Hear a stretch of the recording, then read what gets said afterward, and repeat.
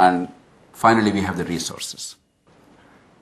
Never before did we have that opportunity again. As a country today, or as a globe, we have more than ample resources if only we use them wisely. And if we don't address these issues now, when can we? Let me flag off a few issues. I don't want to go into any great detail. Maybe in the course of discussion we can, I just pick them up at random. It's not really a logical list or anything. Take the issue of quality of life. No, there is now both an economic boom in the country and in recent weeks and months a certain amount of disquiet about the likely bust in some sectors. There is some fear that Sensex tumbling, industrial growth coming down to 5.3 or 5.7% from 11 to 13% a year and a half ago. So there are some concerns, obviously. $100 a barrel plus of oil, the decline in the dollar value globally, and therefore knowledge sector is particularly affected. There are many things which concern us, obviously. Take the quality of life issue in this context. I was mortified the other day when I heard the news that one of our very bright young colleagues, a potentially important leader in Lok Satta Party, a young man of maybe 23 or 24 years of age, Bhagirath, he was in charge of Nallakunta area. He's aspiring to be a civil servant. He's applied, actually, after his post-graduation, he was appearing for the these coaching institutions, this entrance examination and all that. And one morning he was driving back. He was riding a motorcycle, and one of the taxis hired by the knowledge sector in the mornings. If you see a cab shooting past you with uncommon speed, then 90 out of 100 in Hyderabad city it would be a cab ferrying one of you. And that fellow overtook somewhat rashly and hit him head-on. With multiple injuries, he succumbed within the next hour or so. Now, Bhagirath's death, of course, is a tragedy. The important thing is that we could easily avert many such things if only we have any kind of system in place to bring traffic under control. Now, we may make tons of money. We may have unparalleled access to consumer goods. But every day when you go to work, your life is under threat because of totally avoidable causes. There's no leadership at all. I don't have to go far in talking about the answers to the traffic problems of Hyderabad city. Or the big controversy about this new international airport inaugurated today. If it were more accessible, if the public transport was available, if you could reach that place within, let's say, 40, 50 minutes without too much of expense, nobody would mind it. But media reports say, and quite rightly, that during peak hours it might take from anything between 2 hours 40 minutes to 3 hours 15 minutes.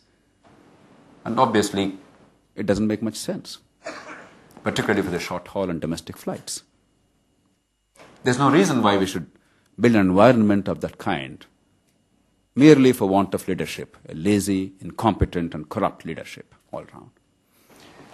Or take the issue of the lady who was a bank officer. I think she was an officer of Syndicate Bank at the time. She was riding with her husband as a pillion rider in Hyderabad city some 4 years ago, if you remember, 4.5 years ago. That was unfortunately for her a day when there was a moderate rainfall of about 10 to 15 millimeters. After all, during rainy season, monsoon season, if there's no rainfall of 10, 15 millimeters, then what is India about? And the lady, for those of you who don't remember the incident or are not aware, she just got down from that scooter or motorcycle thinking that she was simply getting down on the road, by the side of the road. That's it. Suddenly she disappeared, only to reappear as a corpse 5 kilometers away, hours later. She was just washed off in the stormwater drain. There was an open manhole directly connected to the stormwater drain. A 10-millimeter rainfall in Hyderabad city became a death trap to her. It could have happened to any one of us. It's just sheer accident. Didn't happen to you and me. The other day when my colleagues and I were going to Musapet, I think, on the main road, in the middle of the road, we saw at least half a dozen open manholes. And if there was that kind of flooding there, any child or even an adult there could be easily washed off. So it's not one tragedy on one day. It's a potential tragedy waiting to happen every day in this city. Take the issue of loan waiver, a contemporary one. I am from a village background, and I am a champion of farm sector. It's very well known in Andhra Pradesh that I have worked all my official life for the improvement of the farm life. And those of you from some of the districts where I served, you would know too. In Prakasam district, I was privileged to be able to get 200,000 acres of irrigation with people's participation in a very short span of 2.5 years, transforming the lives of literally hundreds of thousands of families in hundreds of villages. It's never again seen in India, unfortunately.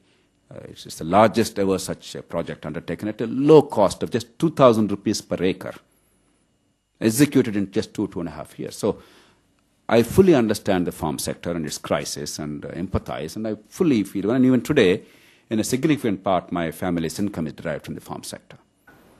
But loan waiver, 60,000 crores, pretending that it's a solution to farm sector's problems? I was in this village I was telling you about, Munnalur, just 4 or 5 days ago. There were 303 families. Only 3 families there get the benefit of loan waiver because everybody else repaid the loans. And the people as one told me that they would never again repay loans. Understood.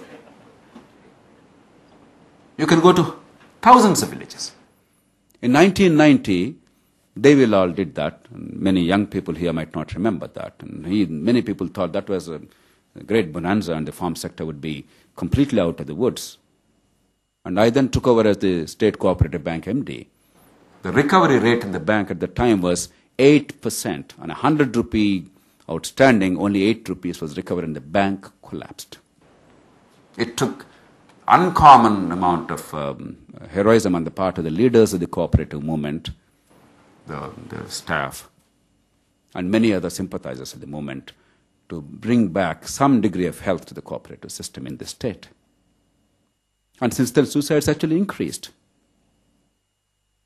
did not decrease. Not 60,000 crores, but I believe 100,000 crores should go to the farm sector, to the rural sector, but not in this form at all. To enhance the rural credit system and to make sure that every farmer gets access to credit. And today, 65% of the farmers don't get credit. And they often have to borrow at 5 to 10 rupees per month, 5 to 10% per month. If a banker charges you, say, let's say 15% today, you will cry blue murder. And the farmers are paying 5 to 10% per month. And in one case I know of, that is Kapileshwarapuram in Krishna district, 15% per month. And the small petty traders, the pushcart vendors and the vegetable vendors and so on and so forth, whom we see and bargain with all the time, you know how much they pay? They pay 10% per day. And they borrow 100 rupees in the morning or 1,000 rupees. If it's 100, they get 90. If it's 1,000, they get 900. Evening, they have to give 1,000. Every single day, the cycle repeats itself. 10% per day, making it about 4,500% interest. That's the plight of the credit system. And of course, access to technology or even information. Farmers simply do not even know how many others within their vicinity or mandal or taluk or whatever are raising tomato, for instance, or mirch, chili, or some other crop where the demand-supply situation will dramatically cause fluctuation of prices, and therefore it means the difference between life and death for the farmer. We simply don't have information. So what do farmers do? Whenever the prices shoot up, everybody goes in for that because there's no other better knowledge. And then the prices inevitably crash next year and everybody deserts it. Next year again price shoots up. Onion, tomato, and 100 other crops. We don't have information. Is technology the problem? With broadband and 100 other things? Is resources the issue? All it takes to build such a system in Andhra Pradesh, for instance, is about 50 to 100 crore rupees. What's the budget of the state government? 100,000 crores. And marketing. After you produce, there is no value addition. There is no direct access to market. And yet, Dr. Manmohan Singh, whom I personally admire and who has been, I'm privileged to say, my personal friend for years, I'm deeply disappointed. I have no doubt in my mind that when his biography is written, this will be the greatest blot in his life.